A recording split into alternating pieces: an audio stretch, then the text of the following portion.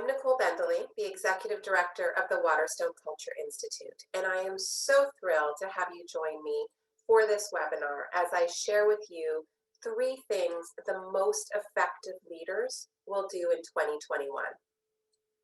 By the end of this webinar, you'll have a set of strategies and some new awareness that you can apply right away with your team so that you and your team are equipped to achieve even better results, and importantly, to be equipped to, be prepared to address anything that is thrown at you. One of the things that the many things that 2020 has taught us is that the world of work has been forever changed. And it is especially evident in the way leaders must now lead if you want the best from your people. So over the course of this webinar, you'll discover what the most effective leaders did in 2020 that enabled their teams to not only survive, because this isn't just about surviving. You'll learn what leaders did in 2020 that enabled them and their teams to thrive through the crisis and continue to thrive today. And these lessons are important so that you and your team can become even stronger and be prepared to face and thrive through no matter what is thrown at you this year and the years to come. So before we jump into the content, I'd really like to introduce you to Waterstone Human Capital and the Waterstone Culture Institute in case you're not familiar with us. At Waterstone Human Capital, we inspire organizations to build high-performing cultures. Founded in 2003, Waterstone offers a fulsome suite, a holistic suite of services to help organizations fuel and drive high-performing cultures, from executive search, where we focus on recruit for fit, to learning and development and culture transformation at the Waterstone Culture Institute. Everything we do is for the purpose of building high-performing cultures. And so with respect to the Waterstone Culture Institute, we make it possible for you to build and sustain the culture that will make the biggest difference to your organization's performance. And we do that in 3 ways. We do that through the Waterstone Culture Operating System, which is a proven and facilitated culture transformation process that we lead senior leadership teams and their entire organizations through this process to identify and build the culture that will make the biggest difference, and to align leaders through to frontline teams to that culture and build accountability for it every day. We also support the building of high-performing cultures through our leadership and team performance programs, all designed to, again, build high-performing cultures through your teams and leaders. And we have our Waterstone Engage survey, which is a tool and process that measures engagement and culture. So that's just a little bit about us, so that you know that the strategies that we share with you today are built on a foundation of experience and research. And in fact, the strategies that I'll be sharing with you today stem not only from my own research and work with teams over the past 20 years, and more specifically through my work with teams throughout 2020, the strategies today are also based on Waterstone's extensive research and data derived from working with clients across North America and with nominees and winners of Waterstone's Canada's Most Admired program. Most Admired Culture Awards program, I should say. So let's dive in, all right? It's been interesting that through our work and research this year with teams, it is abundantly clear that those teams who have been able to thrive more than struggle during the pandemic are those that are being led by leaders who prioritize their people. Empathy, vulnerability, flexibility, for example, right? Those are qualities that have always been important and nice to have in our leaders. Those qualities of empathy, vulnerability, and flexibility, for example, are no longer nice to have. They are now table stakes, non-negotiable table stakes, thanks to 2020. I really want you to consider throughout this webinar how to incorporate each of the following 3 leadership best practices from 2020. These core practices will differentiate exceptional leaders from the rest. All right? And so let's jump in. Let's jump in starting with the first attribute, or the first practice, I should say, which is understand and appreciate the effort. This isn't about appreciating the outcome, which is important. This is about understanding and appreciating the effort it takes to achieve the outcome. So, there's been a lot of focus this year, and rightly so, on how to lead remote teams, right? But you, the leader, are not simply leading remote teams. You are leading remote teams during a pandemic, right? That's a big difference that can easily be forgotten as we settle into new norms. And the most effective teams today have leaders who never lose sight of the context in which their people are working. The most effective teams today have leaders who strive to understand and acknowledge the effort, energy, capacity that is now required to achieve results during a time of such disruption and stress and overwhelm. Right? The best leaders in 2020 were acutely aware that what people are craving most right now are to be seen, to be understood, and to be appreciated for what they are dealing with behind the computer screen. We are all experiencing around the world the exact same pandemic, but each and every one of us is experiencing the pandemic very differently. It affects each of us very differently. And so it requires a significant amount of effort and energy and focus, much more now, to deliver the results than it did pre-pandemic. All right, so I know I've been talking about pandemic, and while the pandemic will not last forever, the lesson of this past year is clear.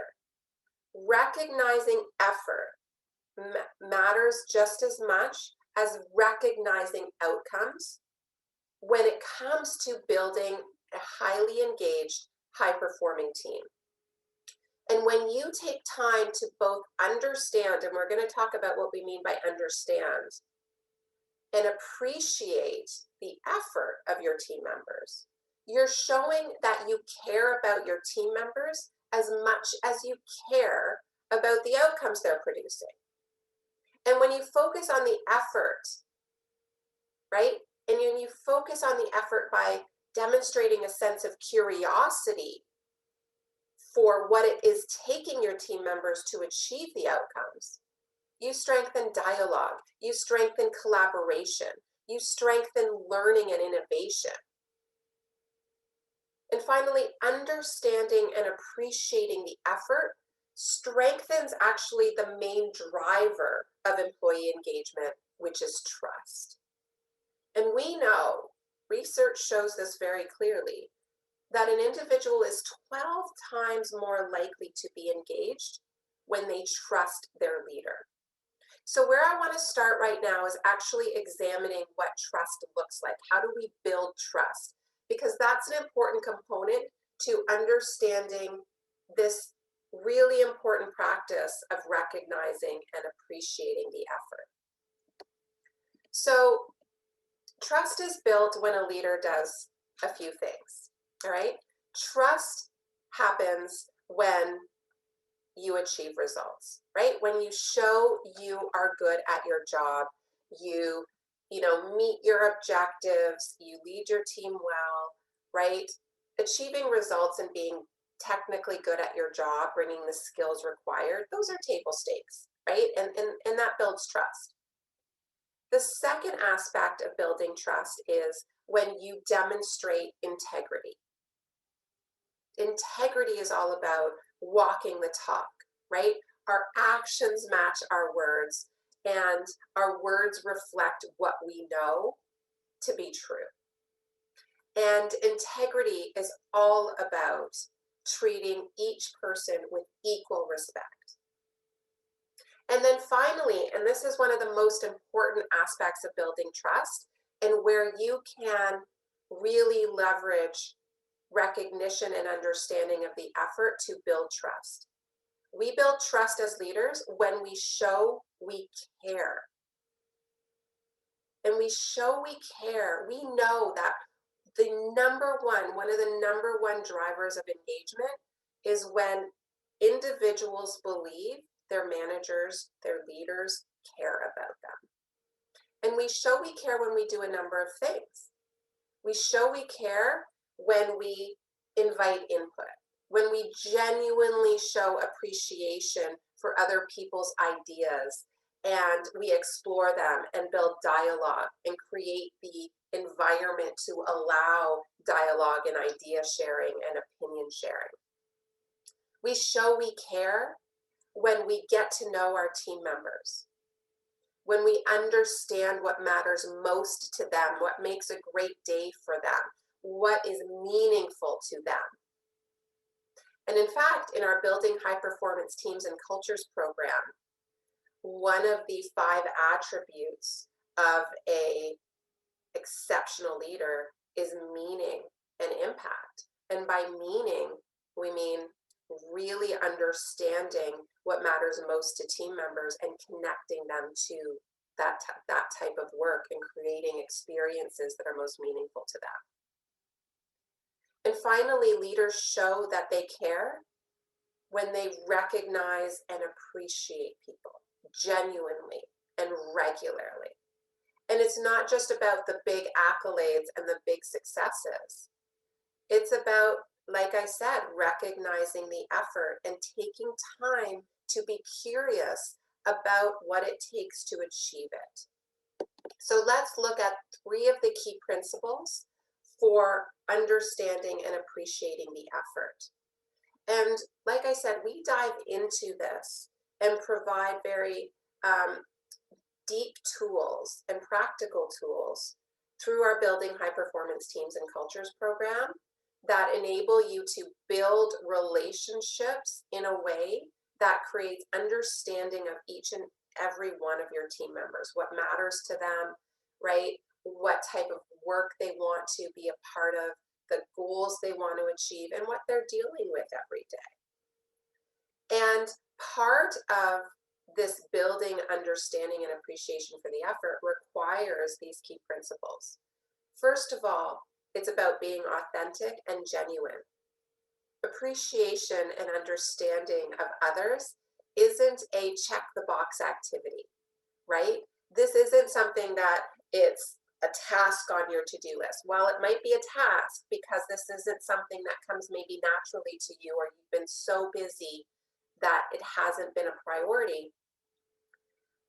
By task, I mean it's not something that is robotic or rote. There needs to be a genuine curiosity and a genuine care for those that you lead. Otherwise, showing appreciation and asking questions will fall flat. It will not feel authentic, and it can have the opposite effect of building trust, and it will create a lack of trust. So genuine and authentic concern and desire to care for people is essential. And then being curious. So, it's easy to really focus on the outcomes and driving for the best outcomes. Being curious is about asking questions about how people are achieving the outcomes that they're achieving. being curious about what's working, what's getting in their way, right? What their average day is like working from home, right? What type of support they might need, where they're frustrated, what they're proud of on the way to achieving the outcomes. Being curious opens up dialogue. Being curious and asking questions genuinely shows you care. Being curious and asking questions opens up the dialogue so that you and your team member or you and your whole team can learn together about what's working and what's not. Being curious about the effort and the process creates opportunity to say, hey, this takes a lot of effort, and thank you. Being curious about the process opens up learning from the perspective of, hey, we're doing this really well, but where can we do some things differently?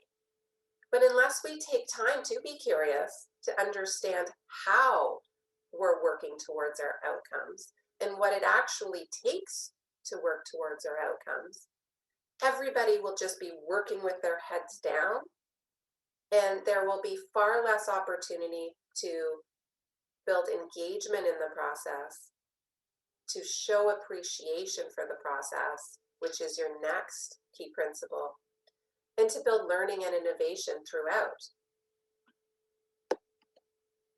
So how do you do this, right? How do you actually recognize and appreciate in a way that doesn't seem like you're checking the box, right? That seems like a natural part of your everyday work. So there are really, I want to share four steps or ideas or actions with you. First of all, we recommend that you truly re-examine your one-to-one meetings.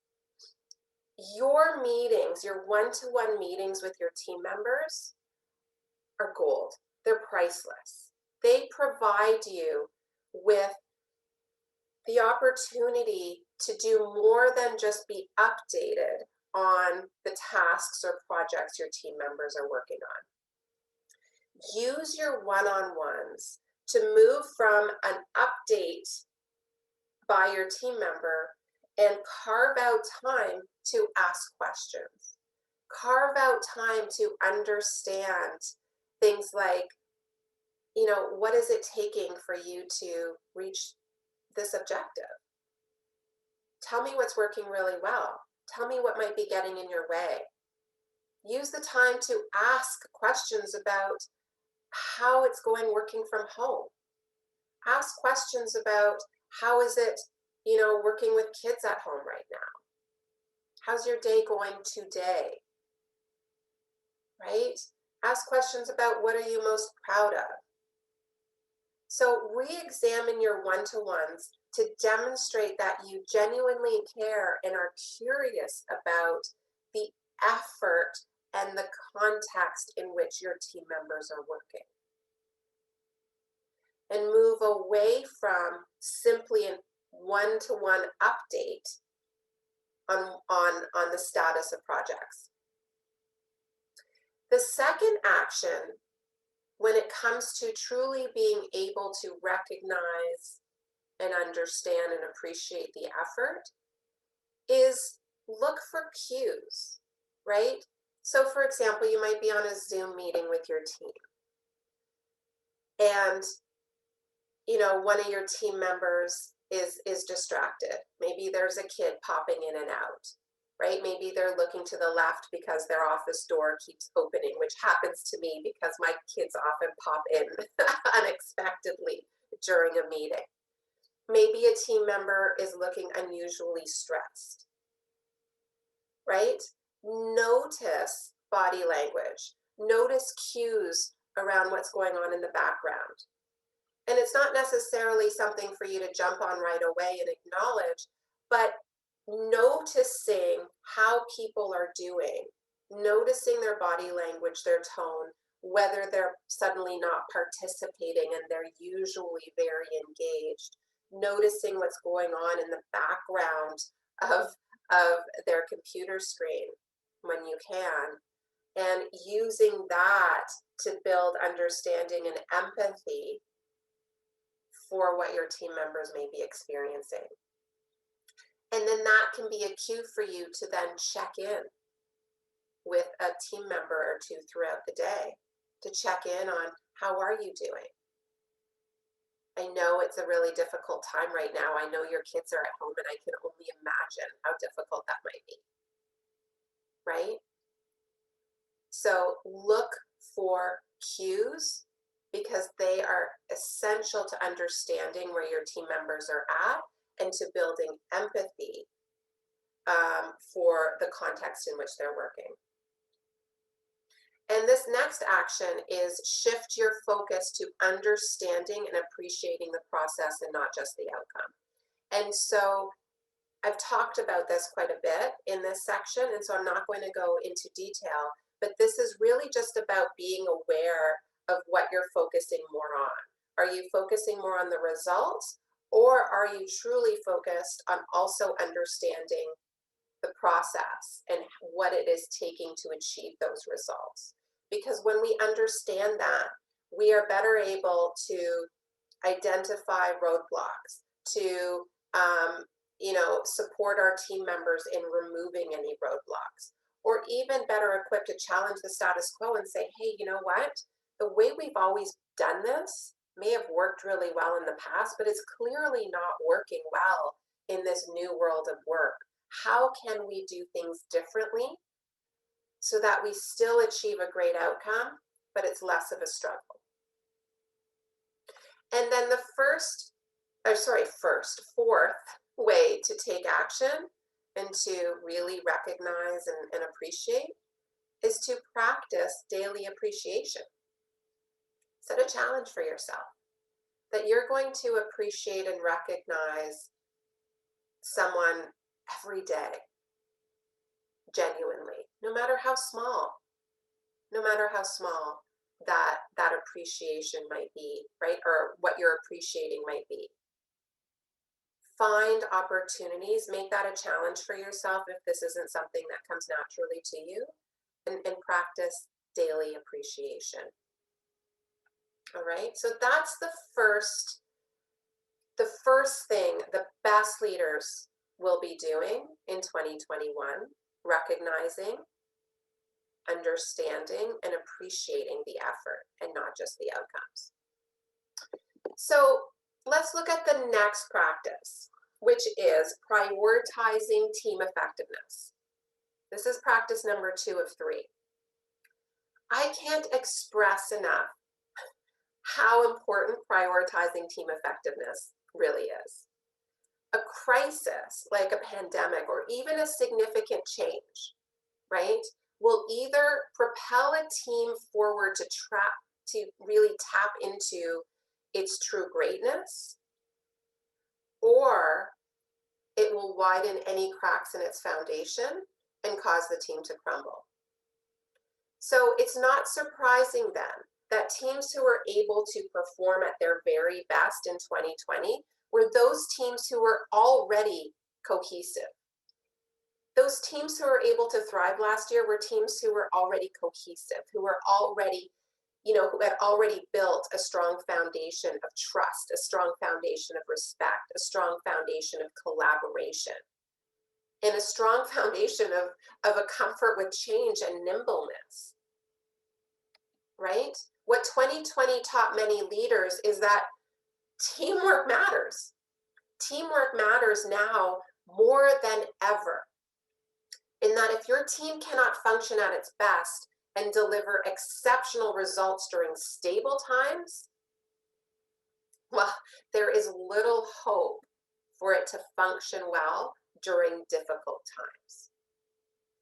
So leaders who waited to focus on team effectiveness and teamwork until they had no choice, right? When their teams were suddenly dramatically uprooted from their comfort zones and dropped into remote working amidst this pandemic that's been affecting every aspect of our lives.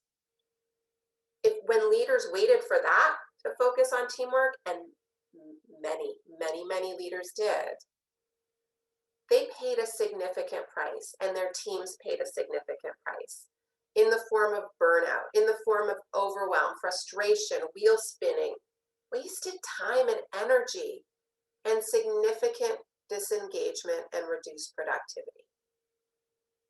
The silver lining, though, and there is a silver lining, is that it is never too late to prioritize team effectiveness. And I'm telling you, it doesn't have to be complicated. And it doesn't have to be arduous and time consuming. It can be quite simple. And by simple, I don't mean challenging. I just mean it doesn't have to be complicated and it doesn't have to be a struggle. The trick is to focus on the practices, on the things that will matter most, will make the biggest difference to your team's ability to thrive. So let's take a look at some of those things. So high-performing teams in 2020 did 4 things really, really well. All right. First of all, high-performing teams in 2020 knew exactly what they were striving for, knew exactly what success looked like for the team through 2020, through the pandemic. And they knew how to achieve it together. So we're going to dive into what that really means and what that looks like in a minute. So that's the first thing that exceptional teams in 2020 did really well. The second thing teams did well in 2020 was that they consciously focused on building trust and respect. Even when they had a foundation of trust and respect already, and those that were thriving did, they made a conscious effort. They recognized that when we are operating under times of stress, we need each other more. And trust and support and respect is more important now than ever. And they recognize that when people are under stress and they're not at their best, they may not show up as their best every day. And so building trust and respect showed up in different ways. It was about patience and understanding when we aren't at our best. It was about respecting the effort, appreciating and understanding the effort, which we just talked about, right? So actively building trust and respect was a key priority for teams that thrived. This was all about building a psychologically safe environment for people to show up as they are, right? If you're having a bad day, don't put the screen on. That's okay. Don't put your video on. Or if you want to put your video on, don't worry about what you look like. It's okay if you've got kids running around in the background, or if you have, a parent that you're caring for at home and that the place is a disaster like mine, right? Actively building trust and respect looked a little differently last year, but it was really, really important. The third thing that the best teams did last year, and we're going to look at this a little bit as well through this webinar, was that they made the most of their meetings, of their virtual meetings. And there was some trial and error. The best teams didn't figure it out right away. Don't get me wrong. The best teams had trial and error. The best teams made mistakes. The best teams had frustrations. It was just how they worked through those frustrations together. And one of those areas that they figured out was how to make the most of their meetings, because they knew that their time together was valuable and that they no longer had those impromptu, meetings outside of a meeting room or at the side of people's cubes or over coffee or passing in the hallways. And one of the aspects of the Building High Performance Teams and Cultures program, our exclusive program at the Waterstone Culture Institute, is all about building a psychologically safe environment that is, results in collaboration and engagement. And one of the ways to do that is through our time together as a team, through our meetings. So we're going to dive into that a little bit in a minute. And then the fourth thing that exceptional teams did well was that they were comfortable with change. They flexed their change muscles by doing a few things that we're going to look at in a minute. All right. So let's start with how to ensure, your team is clear on what success looks like and how to achieve it together. Because remember, like I said, in 2020, the teams that thrived paused, reconnected to their goals, and reset them in the context, in the new world of work that they found themselves in. And so I want to share with you some steps and some questions to ask your team in order to bring your team together to truly pause and reconnect to what is it that we're here to do? What are we striving for? What does success look like? And how are we going to pull together in the same direction so that we achieve success far more easily together? And so what we're recommending is that you basically conduct a reset session. Use an upcoming meeting with your team, pause, reconnect, and reset. And there are a few questions that I'd really recommend you and your team focus on. And the first part of the meeting is really about recognition and appreciation. By simply asking your team, what are we most proud of? What are we most proud of? What are we doing really well? And what do we value most in our team? Reconnect your team to what's most important, right? To your strengths, to that pride of being a part of your team. And show appreciation for that and build appreciation for that. Exceptional teams focus on their strengths and reconnect to what makes them proud to be a part of the team. So then shift from the appreciation of what is to focusing on what we're striving for. And so teams in 2020, like I said, really needed to, once they were out of the office and they were working remotely and figuring out the technology and getting set up, they very quickly came together and said, okay, our world's been turned upside down. So are our goals the same? What does success look like for us right now, given the state of things? And so they clarified whether their goals remained the same or whether they were different. And those teams that really struggled through the pandemic either didn't know what their goals were and really what success looked like to begin with as a team, which meant they weren't cohesive, or they didn't take time to re-examine their goals, this new world of work, this new set of rules and complexity and ambiguity. And so I encourage you as part of this reset meeting to bring your team together and say, okay, what are we striving for? What does success look like for us over the next year or 2 years? All right, so get very clear on what you're all reaching for so that you're all on the same page and know what you're reaching for together. What is that common goal? And then thirdly, right, so acknowledge, appreciate what you're proud of. Then what are we working towards? What does success look like? Is it different than it was last year? How is it different? Define what success looks like. Then thirdly, all right, we now know what success looks like. What are our top 3 to 5 priorities that we need to be fanatically focused on to achieve that success, right? So for example, I don't mean priorities like projects or initiatives. That's not what I'm talking about. By priorities, I'm talking about is wellness and well-being, right? A priority.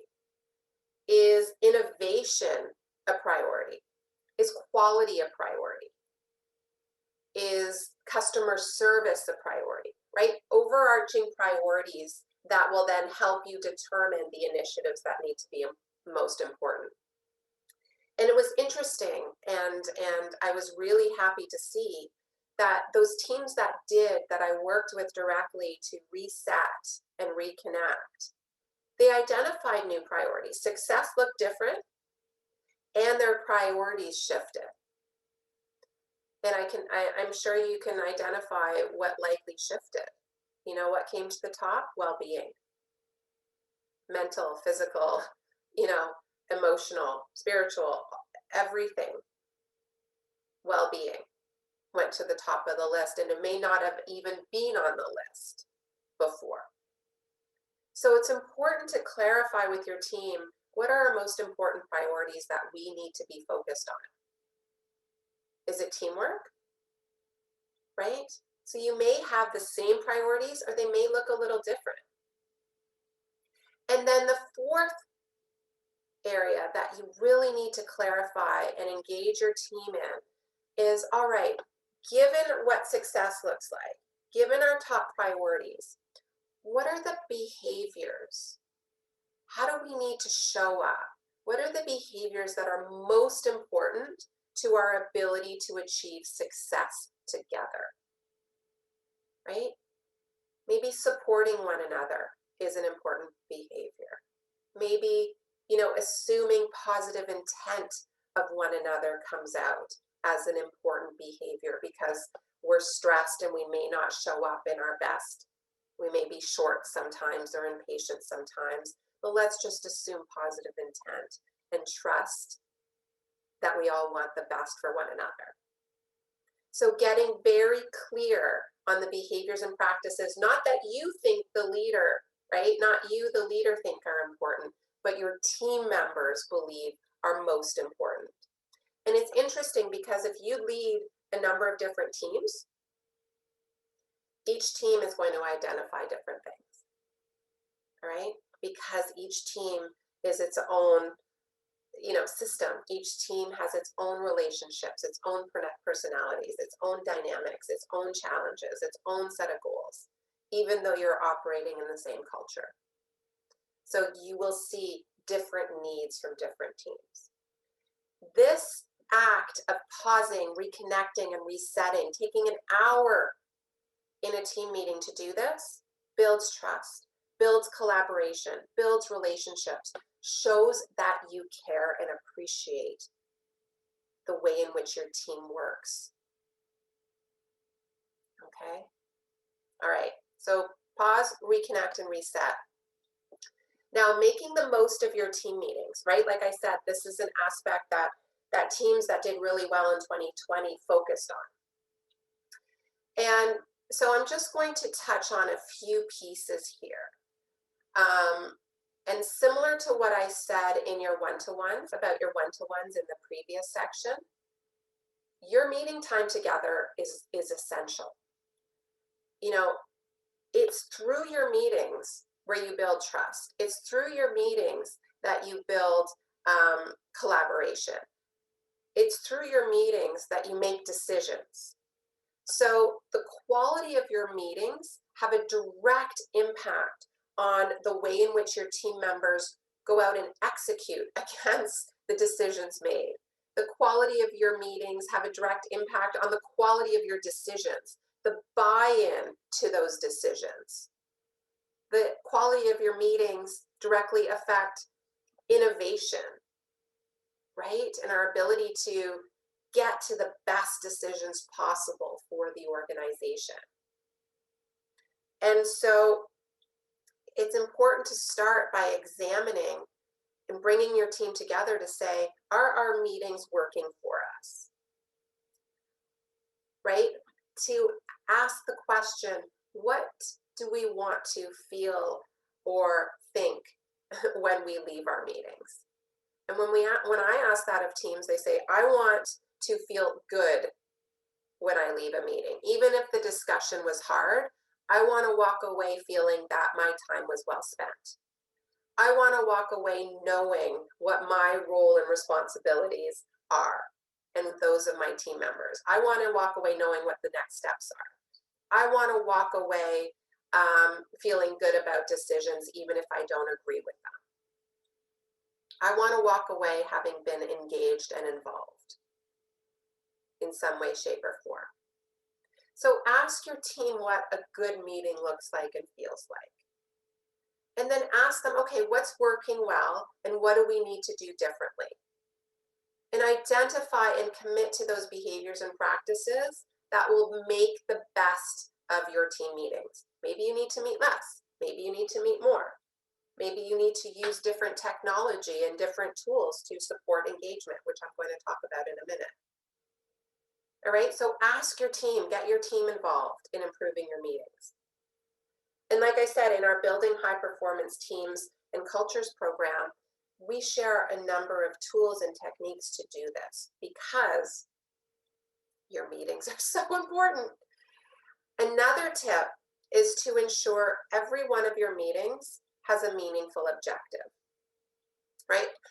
The number of meetings that I attend with clients, more often than not, I'll see an agenda and it's a list of bullet points, right? It's a list of items, 20 items sometimes, that the team needs to get through. And that happens when we don't know the purpose of the meeting, when we aren't clear on why we're meeting and what we want to walk away having achieved. Even if the meeting objective is just to catch up and check in and have some fun together, right? That's a purpose of a meeting, right? So being very clear on the objective that's meaningful will help in a number of ways. It'll help ensure when discussion gets off track, and it will, how many rabbit holes do you go down, right, in your team meetings that have nothing to do with the topic that you're discussing? When you have a clear objective as to why you're meeting and what you want to achieve, when the discussion gets off track, you can pause that discussion and say, hey, is this conversation helping us to determine our marketing plan, to finalize our marketing plan? If not, let's table that for next time, but let's bring us back to looking at our marketing plan and finalizing it today, right? So you can use your objective as a meeting management tool. Your objective is key. Be clear on why you're meeting and what you want to achieve as a result. Then the third key to exceptional meetings is ensure there is more time spent in dialogue than in information dumping. So look at your agendas. Are your agendas made up of updates? Or are your meetings made up of, discussion of ideas? Discussion around how we're going to make decisions, or what does the best decision look like for this project, right? Or the best outcome look like? Are you sharing learning together? Are you exploring ideas that may be out of the box, or are things being shut down and moving forward, because, well, that doesn't suit our culture here, or that won't never work. That's not the way we've always done it. Are you carving out time to discuss what you're doing well, what you need to do differently? Are you carving out time for team members to share experiences and learning?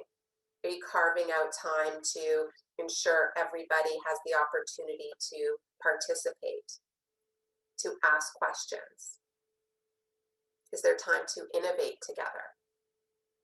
Really reflect on your team meetings. Is it a lot of silence and you talking? Are there a lot of statements rather than questions? Okay. And part of the way, this is the fourth piece, you can ensure greater engagement is by using the right tools, right? So using tools like Google Jamboard to get team members, putting ideas and opinions and thoughts into a common whiteboard. For example, Jamboard. Use tools like Mentimeter that allows for polling and idea sharing in an anonymous way if your team members don't feel comfortable speaking up, right? Use your Zoom rooms and have breakouts to encourage more participation in pairs as opposed to large groups. There are so many different ways you can mix up your team meetings, not for the purpose of mixing it up, but for the purpose of building engagement, building dialogue and collaboration so that we get to even better outcomes together, but so that the process in how we're engaging ensures the best outcomes and support and buy-in for those outcomes. Okay, and then finally, the most effective teams built change response muscles. And by change response muscles, I mean they approach change from the perspective of how can we make this work, even if we don't agree with it or aren't happy with it, as opposed to how are we going to resist this change and react to it so that it doesn't happen or fight against it. And so those teams that already had built up change response muscles did far better than those who were not comfortable with change and who had a tendency to react and be resistant of change. And so it's important to build up your team's change response muscles. And you can do that by examining how you all responded to change in 2020. And this requires an open dialogue where you're setting a psychologically safe environment. And the questions you're asking aren't from the point of view of criticism or repercussion. It's for learning and continuous improvement. So bringing your team together and asking, first starting with the strengths, right? What did we do well in 2020? And this can become part of your reset and reconnecting session. What did we do well in 2020? What was really most difficult for us? Where did we falter, right? This requires a true reflection. And you may want to send these questions out ahead of time so people can reflect, and definitely set the stage. This is about learning. This is about ways to strengthen so that we can be prepared going forward no matter what is thrown at us, right? So what did we do well in 2020? What was most difficult for us? Where did we falter? And then the next question is all about, what do we need to learn to do better? And that word learn is really important here. It's not just about what do we need to do better, it's what do we need to learn to do better? Because that acknowledges that there's learning involved, that we're not just going to flip a switch and be different tomorrow, right? We need to support each other and maybe need some new skills and knowledge and understanding in order to build our, strengthen our response to change, for example. Another question could be, where do we need to take more risk, right? As a team, as individuals. We know in 2020, teams that did really well were comfortable taking risks. We're comfortable with the trial and error, right? If this didn't work, let's try this. Let's try this technology. Let's try having our meetings this way to see if it works. Let's try this new process, right? Teams in 2020, it was interesting, the teams that I worked with, there was far less bureaucracy in the crisis, at first anyway, where decisions, we just need to make decisions and go. We don't need 20 different departments weighing in on a decision. Now we maybe only need 3. And let's make a decision quickly and go, and we'll reassess and change along the way. Not all teams are equipped to do that. That's risk-taking. And so asking the question, where do we need to take more risks, opens up the conversation for you around what does risk look like for our team? Why is this important? And where can we take more risks that will help us better adapt to our world and our customers' needs or the organization's needs? And then finally, the last question is, how can we be better prepared to respond to the unexpected? and see what comes from there. These are important conversations to have with your team. It's these types of questions and dialogue that ensures continuous learning, continuous improvement, ensures a greater ability to respond productively to change and be nimble and evolve and ride the waves that come. Okay? So we just reviewed two of the things the best leaders will do in 2020, right? Recognize and appreciate the effort and prioritize team effectiveness. Now there's one last thing that the best leaders will do in 2021, which is lead on purpose.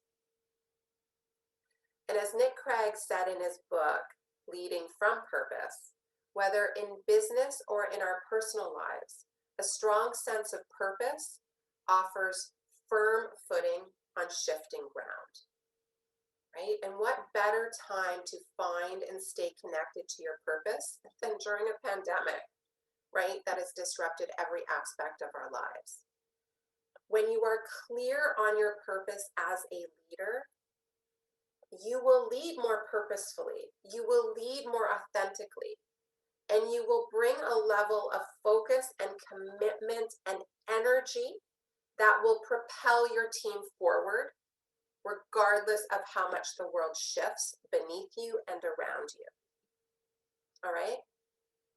And, you know, if you're not experiencing joy, if you're not experiencing energy and passion in your work on a regular basis, even during times of crisis, then you are not connected to your true purpose as a leader.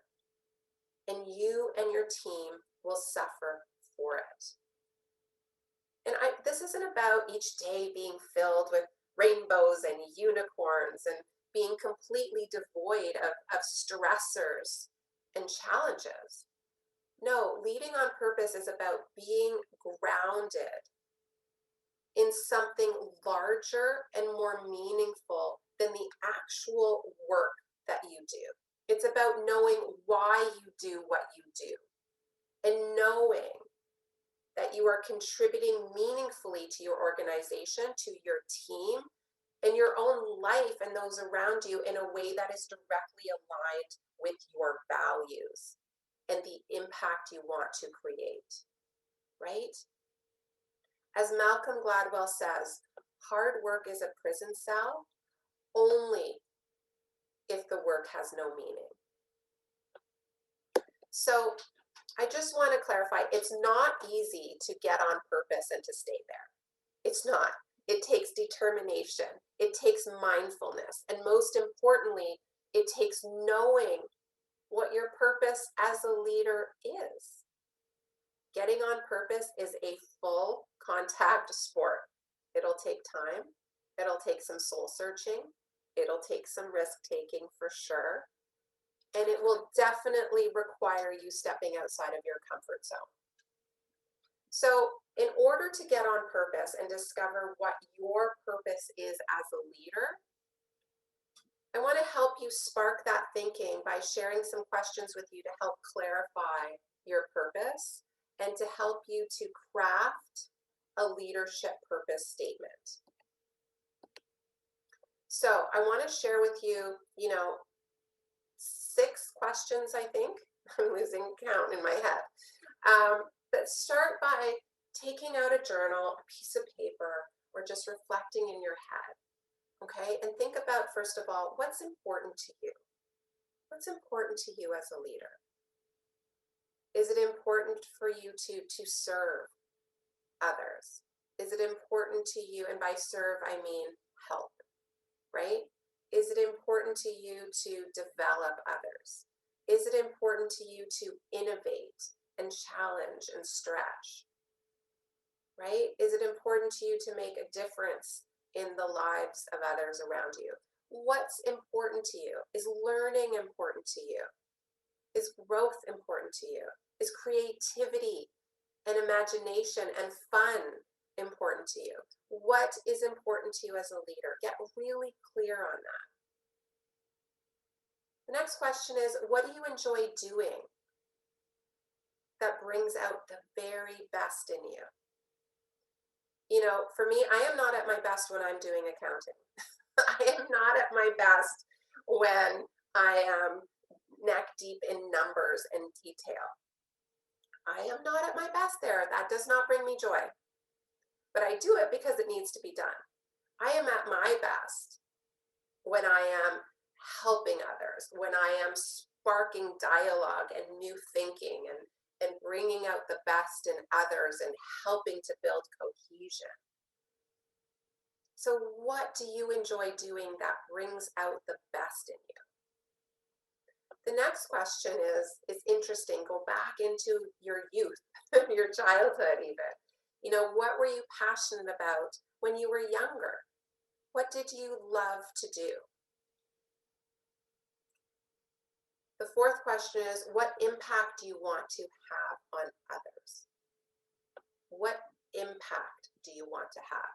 What's the legacy you want to leave through your leadership, right? Next question is, what's meaningful to you? What matters most to you? And then finally, what legacy do you want to leave behind? You may not be retiring for another 40 years, right? But thinking out to that, what legacy do you want to leave behind? And like I said, getting on purpose is a full contact sport. It requires soul searching if we're going to do it well. And it's taken me a long time to get on purpose.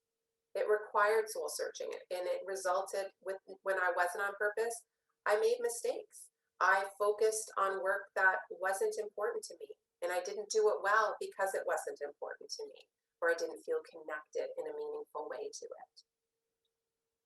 This will take time to find your purpose, but you will be so glad you did. And your team will thank you for it as well. So we're coming to the end. We just reviewed 3 of the most important things the best leaders will do in 2021 based on the learning from leaders in 2020. Understand and appreciate the effort, prioritize team effectiveness, and lead on purpose. When you do those 3 things well, you and your teams will thrive.